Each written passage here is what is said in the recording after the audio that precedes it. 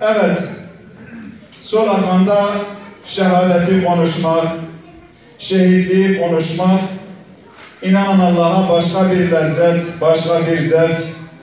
Çünkü buna yabancı değilsiniz. Sizler Melekanlı Şeyh Abdullah'ın torunlarısınız.